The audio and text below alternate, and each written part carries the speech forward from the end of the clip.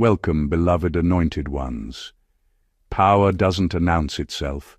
It rearranges the room and lets everyone else figure out what changed. Something already shifted, and the proof is in how people started acting weird around you without an official memo. No explanation, no press release, no dramatic reveal. Just a sudden tension in the air. Conversations changed, energy shifted, reactions became sharper, quieter, or strangely defensive. That's not coincidence. That's impact registering late. Here's a fact most people never hear. Human beings subconsciously recalibrate how they treat you within seconds of sensing irreversible confidence. Neuroscience calls it dominance signaling, but not the loud, chest-beating kind. It's the kind that shows up when someone stops needing feedback to function. The brain reads that as authority before logic even catches up. That's why respect often arrives before understanding. What makes this unsettling and slightly funny is that you didn't do anything theatrical. You didn't clap back. You didn't explain your growth in a three-part thread. You didn't even look like you were trying. You just moved differently, calmer, sharper, less available. And somehow that quiet adjustment hit harder than a public victory lap ever could. People love comfort stories. They like predictable arcs where effort looks noisy and success asks permission. What disrupts them is when someone skips the performance and still alters the outcome. No struggle cosplay, no inspirational soundtrack, just clean execution and an energy that says, "I'm already past this." That's where the confusion starts, because when someone can't trace your power to a visible source, they assume something illegal, spiritual, or disrespectful happened.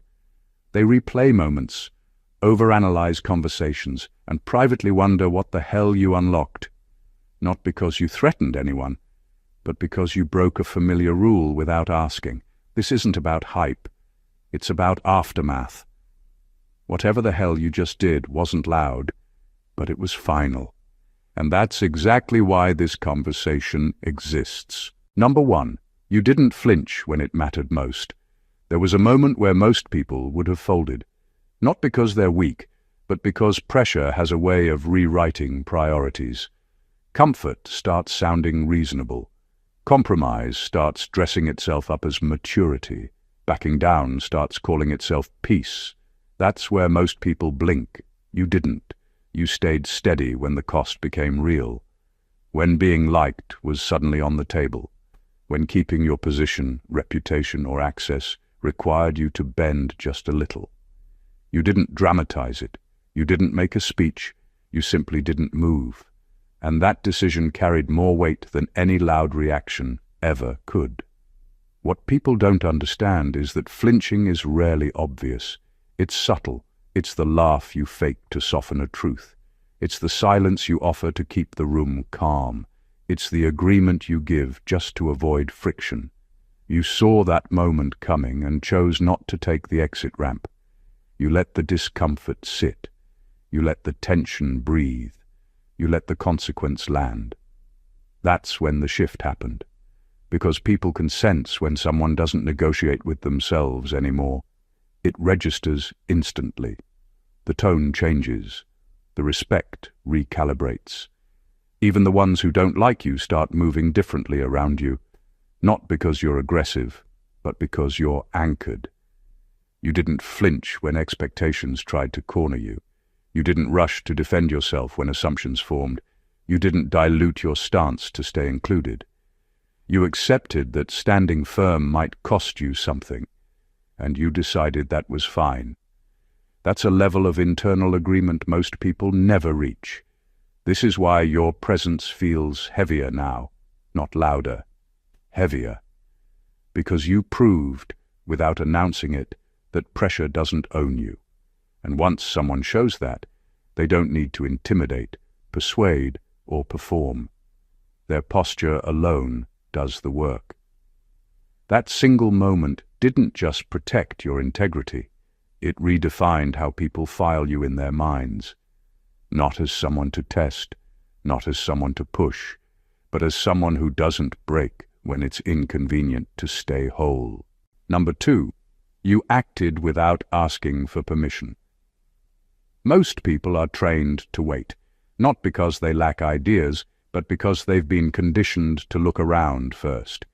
They scan the room, they read the temperature, they listen for approval disguised as advice.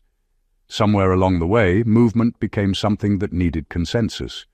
You broke that pattern. You moved when the signal was internal, not external.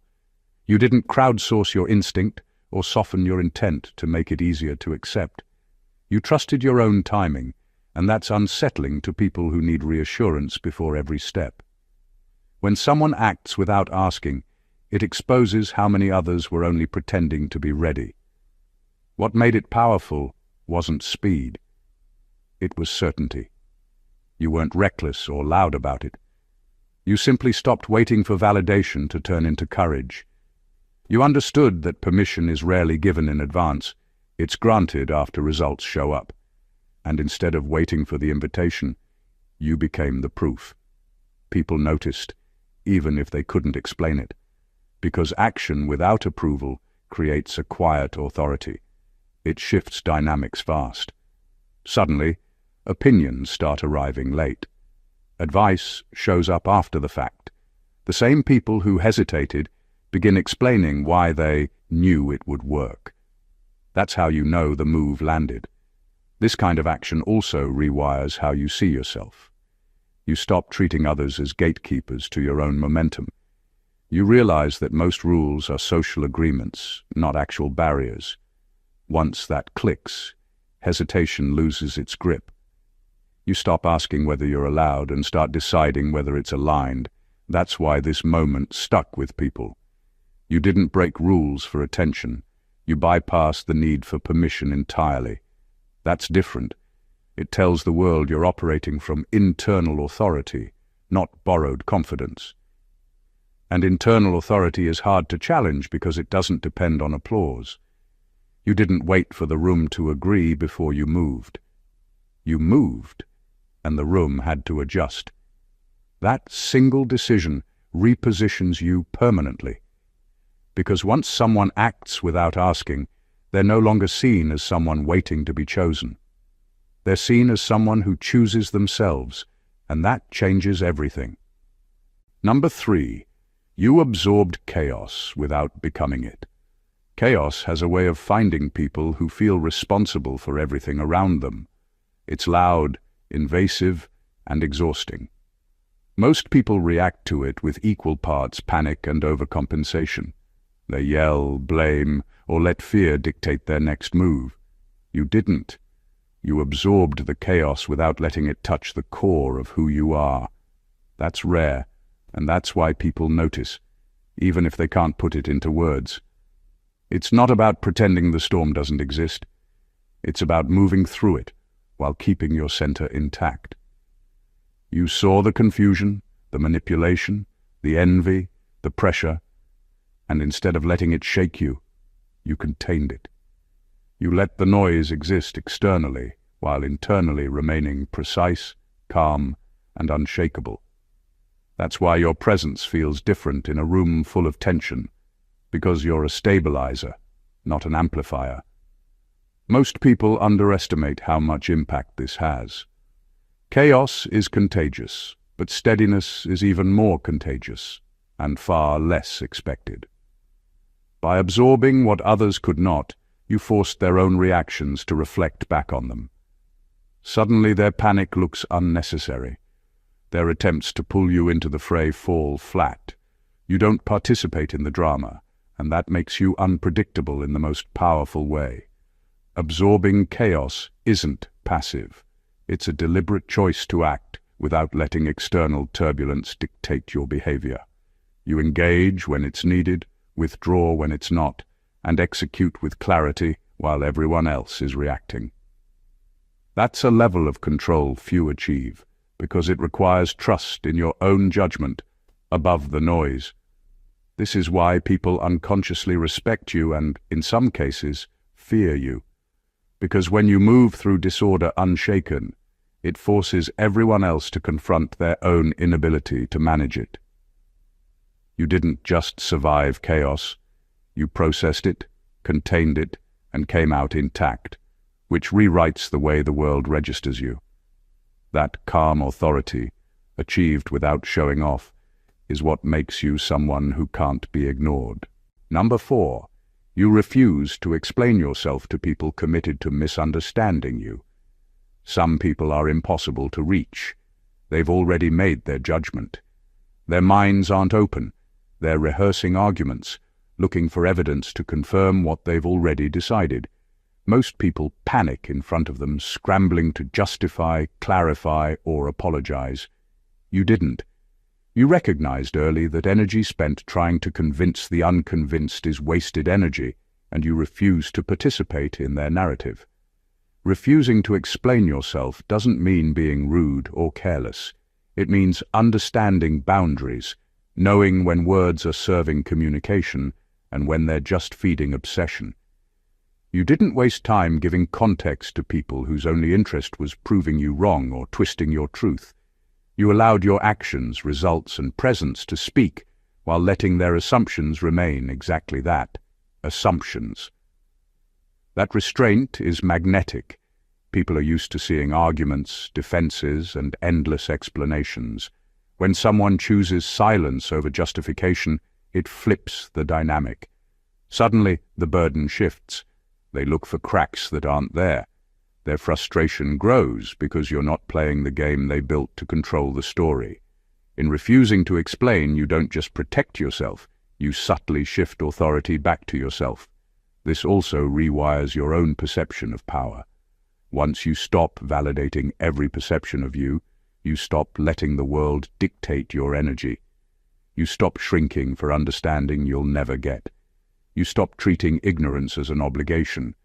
That clarity translates into confidence, and confidence is always louder than words. Refusing to explain yourself becomes a shield and a statement at the same time. You show that truth doesn't need approval, integrity doesn't need applause, and accountability doesn't need a courtroom. You simply operate according to your own standard, while others spin themselves into confusion, trying to make sense of a standard they'll never match.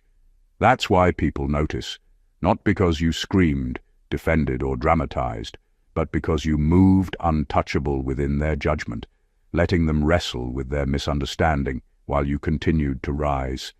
It's subtle, it's undeniable, and it's a power most people will never understand. Number 5, you didn't self-destruct for their comfort. Some people expect chaos to look like them. They assume that when pressure hits, you will crumble, panic, or spiral. They want you to perform in a way that makes them feel superior, safer, or right. Most people give in. They apologize unnecessarily, make excuses, or sabotage themselves just to calm someone else's anxiety. You didn't. You didn't trade your stability for their comfort. You stayed whole, and that alone shifted the balance of power. Refusing to self-destruct isn't about arrogance. It's about awareness. You recognize that giving someone else the satisfaction of watching you break wouldn't fix them or you. It would only feed their delusion of control. So instead of performing pain or submitting to their expectations, you maintained your center. You let the storm rage outside, but inside you remained unshaken. That's a dangerous kind of respect, because it's invisible until it's undeniable. Most people underestimate how deeply this affects others. When someone expects you to bend and you don't, it rewires how they calculate their influence over you. Suddenly, threats, manipulation, and social pressure no longer work the way they used to. They realize, often too late, that you operate on a standard of your own making, one that doesn't depend on their comfort or approval. By refusing to collapse, you also protect your future. Self-destruction might feel like surrender, but it's actually a transfer of power. When you keep yourself intact, you preserve your focus, energy, and clarity. You're able to make decisions without the fog of resentment, guilt, or exhaustion clouding your judgment. That's how long-term results are built, quietly, steadily, without giving the world the spectacle it craves. This is why people start noticing. They see that no matter how much they push, prod, or provoke, you remain unbroken. Your composure becomes a mirror they can't look away from. You didn't crumble for them, and in doing so, you didn't just survive. You rewrote the rules for how anyone thought they could influence you. Staying whole wasn't passive. It was a quiet declaration. Your expectations do not define my limits. Number 6. You chose precision over noise. Most people mistake being loud for being effective. They raise their voice, flood the room with activity, or make dramatic gestures to prove they exist and matter. You didn't. You understood something that others miss. Impact isn't measured by volume. It's measured by exactness. You moved with precision, not desperation. Every step, every word, every action was calculated to produce the exact effect you intended and nothing more. That's why your presence carries weight that no one can ignore, even if you never shout about it. Choosing precision over noise is a form of quiet power. It's noticing where the weak points are, understanding timing, and executing moves that disrupt without drawing unnecessary attention.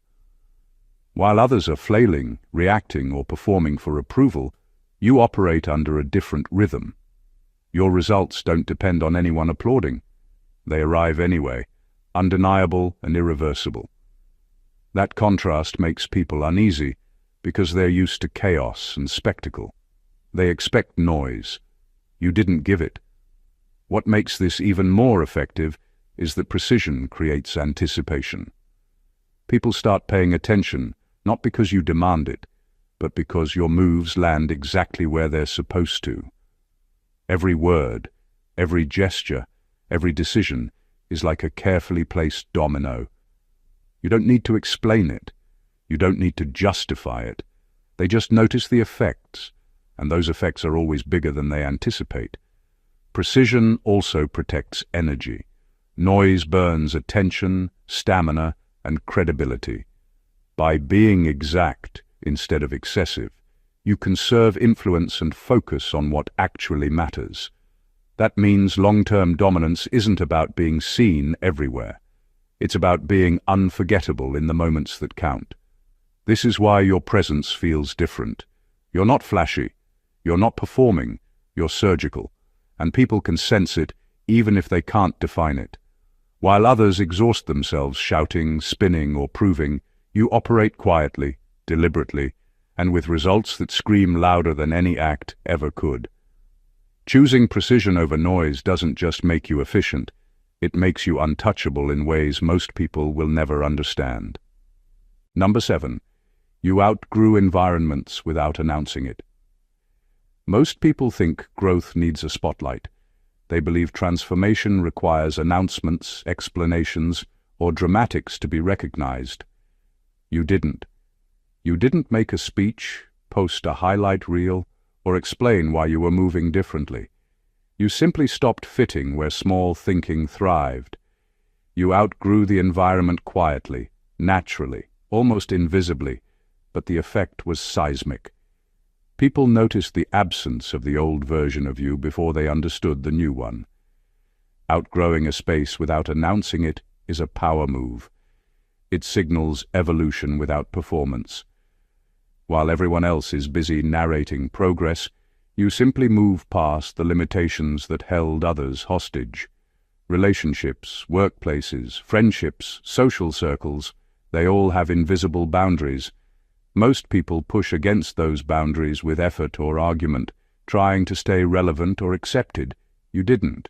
You bypassed them by raising your standard internally, and the environment adjusted whether it wanted to or not. This kind of growth is unsettling to others because it exposes their own stagnation. They see the same people, same habits, same conversations, but you've already leapt forward. The same rules that once applied no longer do. The same influence you once accepted or tolerated is no longer binding. You didn't need to tell anyone you were different.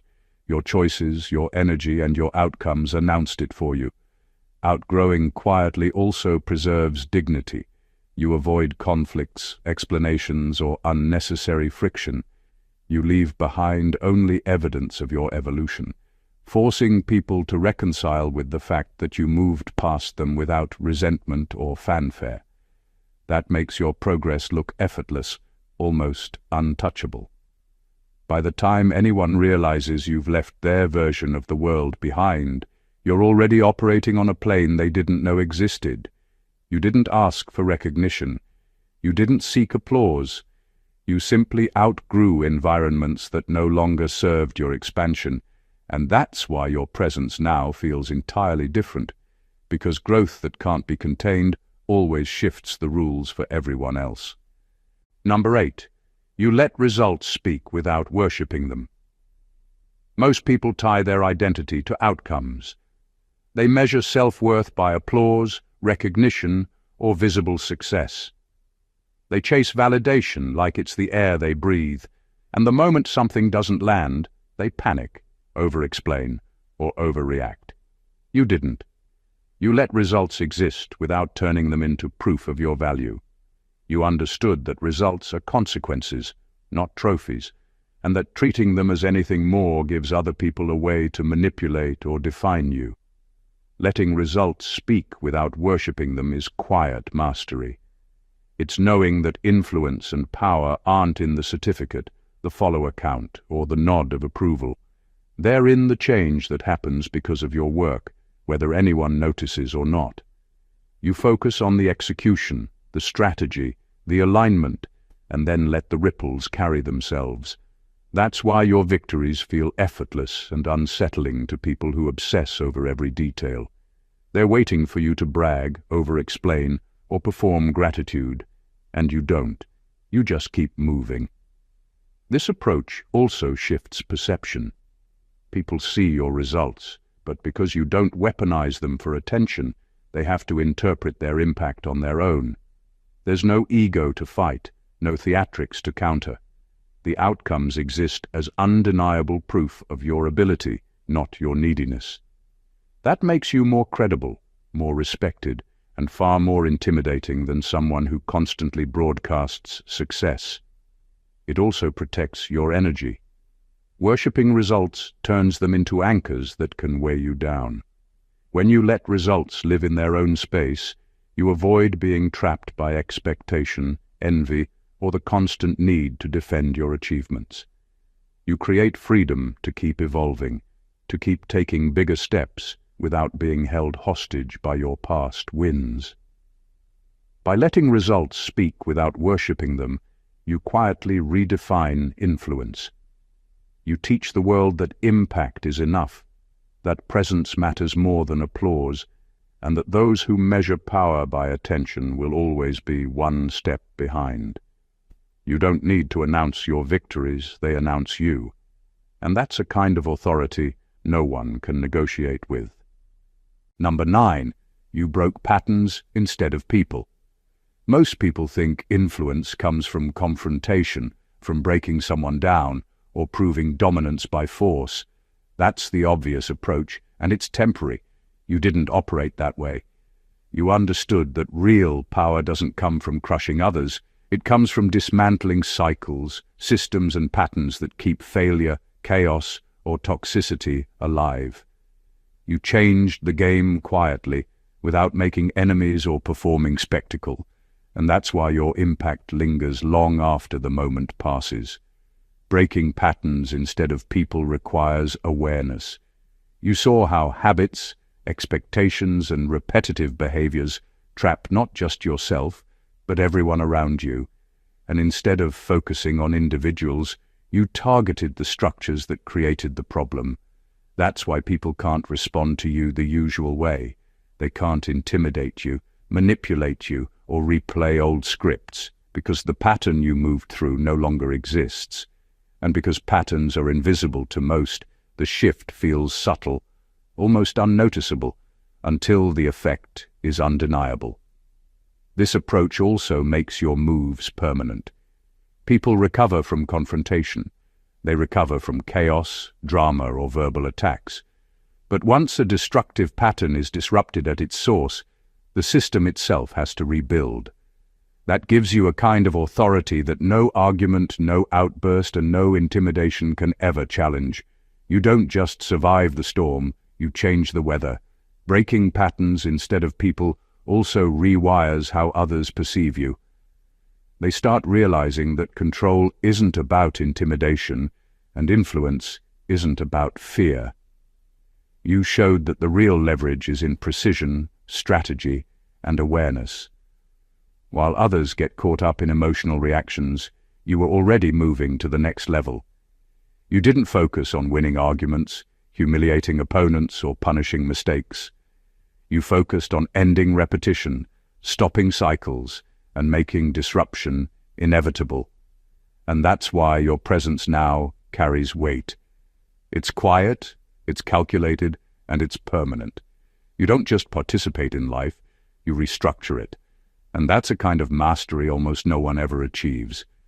Number 10. You stayed consistent when no one was watching. Most people show up when there's an audience. Praise, attention, or recognition drives their consistency. When the lights are on, they perform. When no one is looking, their focus disappears. You didn't operate that way. You maintained your standards, your discipline, and your energy regardless of who was paying attention.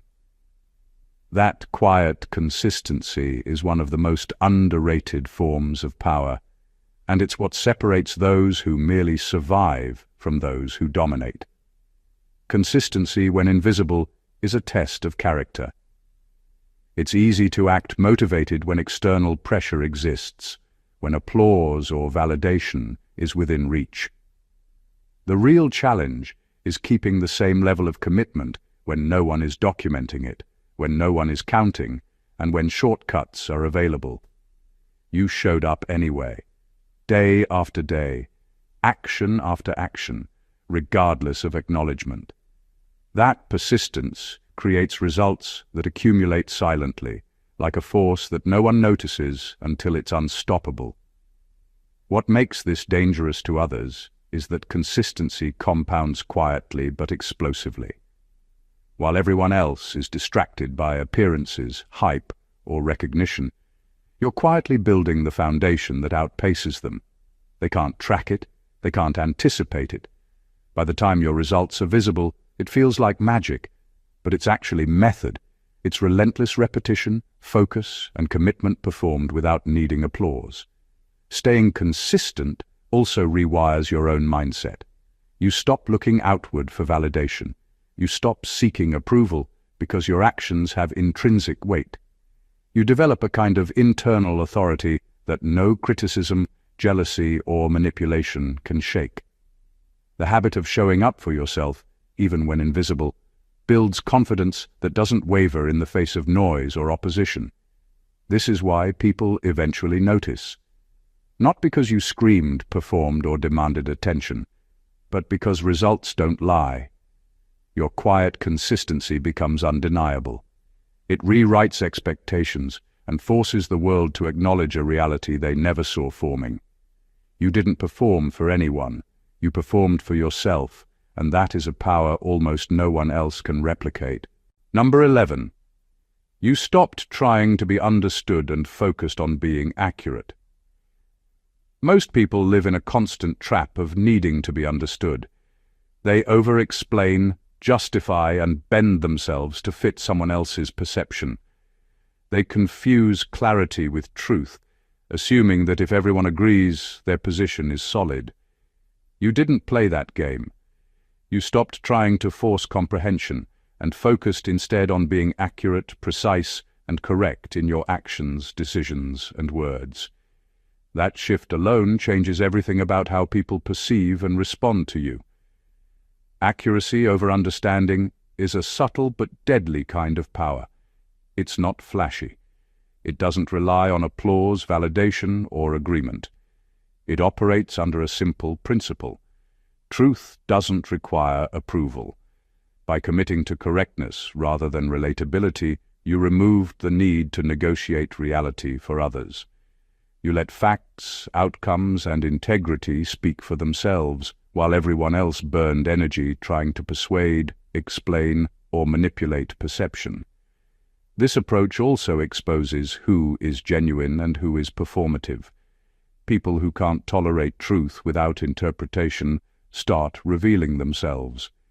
They try to twist your accuracy into misunderstanding, but because your focus isn't on convincing, their efforts collapse on their own. You're no longer debating perception, you're living in reality. And reality always has the upper hand over opinion. Focusing on accuracy also rewires your own mindset. You stop shrinking, apologizing, or softening decisions to make someone else comfortable. You stop treating other people's mental frameworks as authority over your choices. That creates a clarity of action that's rare, almost impossible to interrupt once established. By prioritizing accuracy over being understood, you also force people to confront themselves. They either adjust to reality or stay trapped in their own confusion. You don't need to fight. You don't need to argue. You simply operate on a standard of truth, and the world is forced to respond. That's why your influence grows quietly but unmistakably. Accuracy doesn't just change outcomes, it rewires the environment around you, making you someone who can't be twisted, questioned, or undermined. Number 12. You didn't weaponize your pain for sympathy. Most people make the mistake of turning their struggles into performance. They highlight every wound, exaggerate every setback, and hand out their suffering like it's currency, hoping for recognition, comfort, or approval. You didn't. You carried your pain silently, transformed it into clarity, and used it to sharpen your vision instead of manipulate attention. That's why your energy feels different, because it's forged from experience, not drama. Choosing not to weaponize your pain doesn't mean you ignored it. It means you refused to make it someone else's problem. You processed it, internalized the lessons, and converted the emotional weight into fuel for decisions, strategy, and focus. While others were busy narrating their suffering, you were quietly building resilience. You turned trauma into structure, setbacks into understanding, and conflict into foresight. That's why results from your effort feel inevitable, because they're rooted in real mastery rather than performance. This approach changes how people relate to you. Those accustomed to emotional currency find themselves powerless. They can't provoke pity, guilt, or overcompensation from you because your strength isn't performative. It's invisible, but undeniable. You don't need to explain what you went through, and that makes you untouchable in a way most people never experience. Your pain is your private asset, not their entertainment. Not weaponizing your pain also rewires your own energy. You stop measuring your worth by how others respond to your suffering. You stop depending on empathy to validate your journey. That freedom makes decision-making sharper, reactions quicker, and resilience permanent. You are no longer reactive, you are proactive. By letting pain refine you instead of selling it, you create a presence that's quiet but magnetic. People feel it without understanding it, and that's a rare kind of authority. You didn't need sympathy, applause, or validation. You only needed mastery, and mastery doesn't ask permission. It doesn't negotiate. It quietly changes the rules for everyone else, leaving you standing while the world scrambles to catch up. Number 13. You allowed people to underestimate you without correcting them. Most people panic when someone misjudges them. They feel the need to explain, clarify, or prove themselves instantly. They react to perception as if it were reality. You didn't. You understood the quiet power in letting others underestimate you. You let them assume, speculate, and miscalculate while you moved in a completely different lane. That patience and restraint create an edge few people ever realize until it's too late. Allowing people to underestimate you isn't passive, it's strategic. While they expend energy sizing you up, trying to find weaknesses or rehearsing arguments, you conserve your energy, sharpen your focus, and prepare moves that they can't anticipate. Their underestimation becomes your camouflage. They think they know the terrain, but the map you're following exists somewhere they've never been invited to read. That gives you freedom to operate, execute, and dominate without interference or unnecessary attention. The power of this is psychological. People rarely stop to analyze why their assumptions fail. They just react to the results. And by then, it's too late. You've already set the pace, and the underestimated force they ignored now reshapes their expectations entirely. That shock factor is what separates you from anyone chasing recognition or constantly proving themselves. You don't need to defend your position. The effect of your actions does it for you. This approach also rewires your own perception of influence. When you stop worrying about how others see you, you stop giving them control over your energy. You make decisions according to your vision, not their opinion. That clarity of intent is rare, and it compounds over time. By letting others misjudge you, you turn underestimation into a weapon. People's assumptions become irrelevant, and you move untouchable, unnoticed and unbothered. You don't announce your strength. You don't brag about capability. You act quietly, deliberately, and effectively. And when the truth finally hits them, it hits harder because they thought they had a read on you. That's the power of restraint, patience, and letting results do the talking while everyone else is still guessing. Number 14. You finished what others only talked about surviving. Most people spend their lives narrating survival like it's a badge of honor. They talk about the storm, the struggle, the drama, but when it comes to crossing the finish line, very few actually get there. You didn't just survive, you completed the journey. You didn't linger in the chaos or decorate the pain with excuses. You saw the challenges, faced them fully, and carried yourself to the other side, intact and stronger. That distinction is subtle but seismic, and it's what separates someone who simply exists from someone who leaves a mark. Finishing what others only talk about requires grit, focus, and an almost stubborn refusal to settle for half measures. While others are busy rehearsing their struggle for attention or validation, you were moving quietly, step by step, refusing shortcuts, refusing compromise, refusing to let fear dictate your next move. You transformed obstacles into milestones, turning moments that would have broken others into tools for growth and strategy. That's why your progress feels unstoppable. It's not performative, it's built on completion. People underestimate what finishing looks like because most are conditioned to equate survival with noise and drama. They expect chaos, excuses, and emotional displays, but your completion is silent, clean, and absolute. It carries weight precisely because it's unannounced. By the time anyone realizes the journey is over, the results are undeniable. You didn't need applause, you didn't need explanation. You simply arrived where most couldn't even commit to walking. Finishing also rewires perception. Not just theirs, but yours.